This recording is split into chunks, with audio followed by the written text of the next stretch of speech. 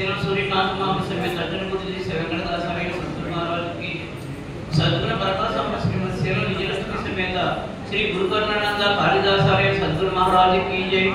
ఈ రోజు పూజలో ఉన్నటువంటి భాగవత కృష్ణ తీసుకున్న సద్గురు महाराज की జై। వేదికను అలంకరించుకున్నటువంటి అధ్యక్షులకు మరియు గురువులకు ఈ యొక్క సభను జయప్రదం గావించడానికి మాకు దేవుళ్ళకు వచ్చి వింటున్నటువంటి శ్రోతలకు అందరికీ కూడా ద్వాదశి నమస్కారాలు। అయితే మనందరం కూడా ఈ సాంప్రదాయంలోకి ఏ కోరికలు తీరుతాయని ధనధాన్యాలు వస్తాయని రాలేదు మనం। అందరికీ తెలిసిన విషయమే, ఎవరిని అడిగినా జన్మరహితం కోసం వచ్చామని అడుగుతారు, చెప్తారు। ఎందుకయ్యా ఈ కోరికలోకి నువ్వు వచ్చావంటే జన్మరహితం కోసం అంటారు।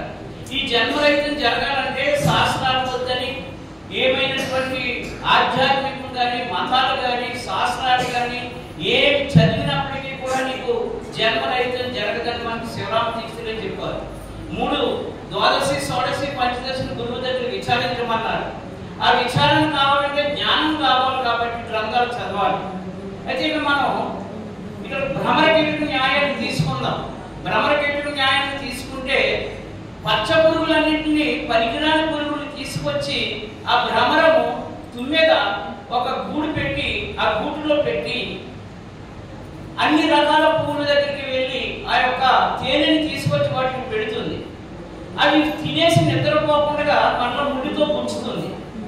అప్పుడు అవి తెలివిగా కదులుతున్నప్పుడు చంకారణాలు చేస్తే అవి 3 నెలల్లోనో 6 నెలల్లోనో మళ్ళా తుమ్మిదిగా తయారై బయటకు వస్తాయి।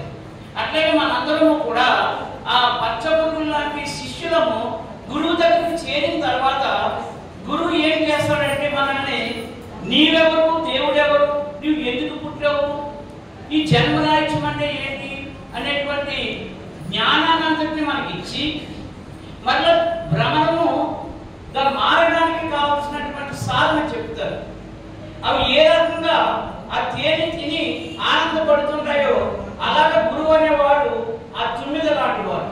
ఈ గురువు ఏం చేస్తారంటే ఈ యొక్క గ్రంథాలు కానీ సాంప్రదాయంలో కానీ మిగిలిన సాంప్రదాయంలో కానీ ఉన్నటువంటి రకరకాల జ్ఞానాన్ని అంతటిని తీసుకొచ్చి శిష్యునికి అందిస్తాడు।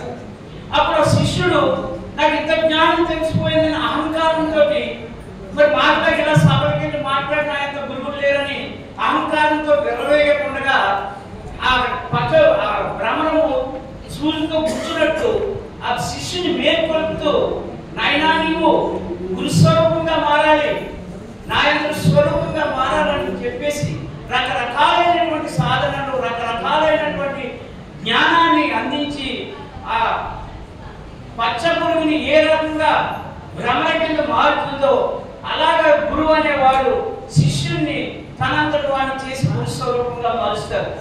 అప్పుడు గురు శిష్యులు ఇద్దరు కూడా ఏకమయ్యి గురువు శిష్యుని లేకమాయను, కులము గోత్రము లేకపోయాను, ఎన్నగా ఎరుక మూలము ఏమీ లేదా అన్నట్టు మన ఎరుక నశిస్తుంది।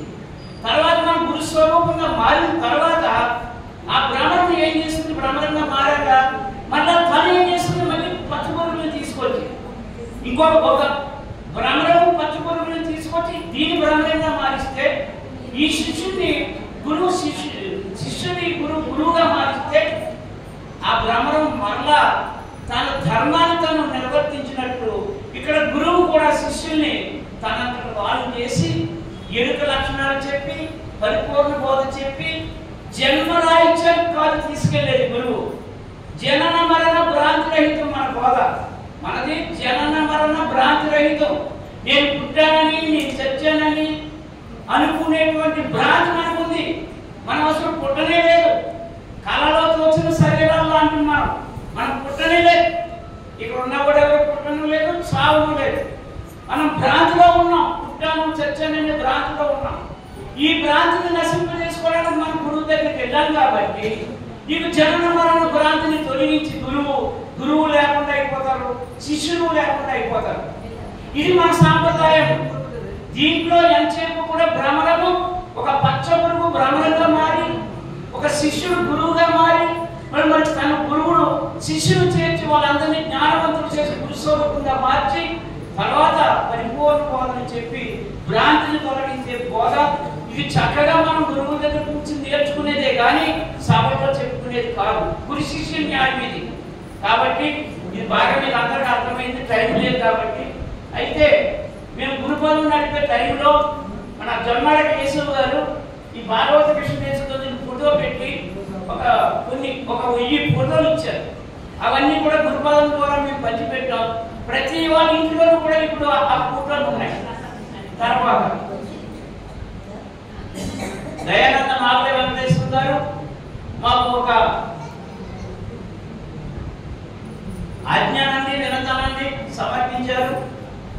అయితే వలనపాకలో భాగవత కృష్ణ దేశకేంద్రుడు మంత్రి పెట్టారు. జన్మస్థానంలో భాగవత కృష్ణ దేశకేంద్రుడు పుట్టినటువంటి జన్మస్థానంలో మోహన్ రావు నీవు ఎన్నో సాంప్రదాయంలో ఎంతో మందికి మందిరం కట్టుకోవడానికి కానీ ఒక రకమైన సహాయం చేస్తూ ఉంటావు. కాబట్టి గురుదేవుడు నీకు ఇచ్చిన దాన్ని వలనపాకలో కూడా నీ పేరు ఉండేలాగా ఏదైనా ఒక నిర్మాణం చేయమన్నారు. ఖచ్చితంగా నేను దాని గురించి ఆలోచిస్తాను. ఎందుకంటే మేము ఇప్పుడు విశాఖపట్నంలో మా తాతగారి మందిరాన్ని కట్టుకుంటున్నాము. దానికి కూడా ఒక 40 లక్షల దాకా కావాల్సి ఉంటుంది. అయినప్పటికీ కూడా నాయన గారు అడిగారు కాబట్టి ఈ విషయాన్ని నేను చాలా మైండ్ లో పెట్టుకుని సమయం వచ్చినప్పుడు ఖచ్చితంగా ఆ యొక్క విధానాన్ని నేను చెప్తానని మనవి చేస్తూ విరమిస్తున్నా. జై సత్సంగాల మహారాజుకి.